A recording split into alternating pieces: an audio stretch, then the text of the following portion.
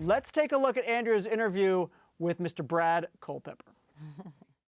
How are you feeling? I'm doing okay. It was a lot of fun. I'm glad it's over. I know. So, I mean, having to watch it all is much more difficult sometimes than playing it. Yeah, how do you deal with that? Because it was really hard back there, but you do know time has passed. But how do you kind of deal with those feelings?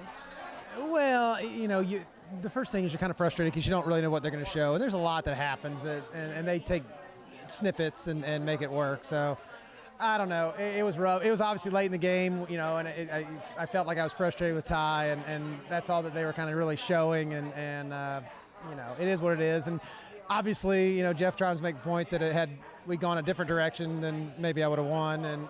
But I'm not going to dwell on it. I finished the same place as Monica, and listen, I by far am not the best Survivor player on the. I would say I'm one of the worst players on that stage. No, and you guys are awesome. I got dealt some decent cards, and then when they went away, I played as hard as I could. I'm proud to say I won 5 immunities, which is good. And you got the record for most Brad Culpepper votes, which is a compliment because you were a beast. It's like the only reason I won 5 is because you were out, and I kept trying to. Maybe I'd have won 6 or 7 if you were out earlier. I was like, Andrea, please, she's too good. With the eye roll and everything. Okay, so how? The third one, I was like, oh my God, 3rd in a row. Could I please get her out? Hey, you succeeded. I thought you played a great game. Now, how did that feel though when Jeff said, if Ty was in the final 3, it would have been a tie, and then Troyzen would have wanted you to win. I mean, how does that make you feel? I mean, it's okay, but I'm not going to second guess the whole thing. I mean, when we're out there, it's a hard field.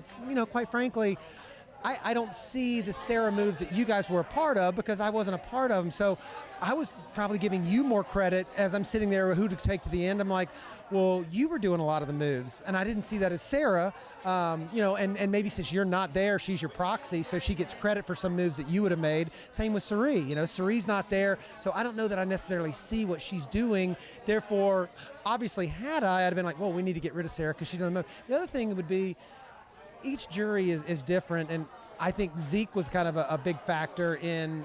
While I kind of thought that she had blood on her hands, that was actually a badge with this jury. And going into Final Tribal, you're not quite sure. So I'm thinking, wow, if I take Ty, then he has no blood on his hand. He's very likable. He found all the idols. How do I beat somebody who's going to be so likable? So you weigh it. At the time, I felt that it was a good move. Obviously, it probably wasn't the best move, but kudos to Sarah. She played a fantastic game, and we were all frustrated by her, but she was rewarded with the win, and I'm happy for her. Well, Brad, I think you played a great game.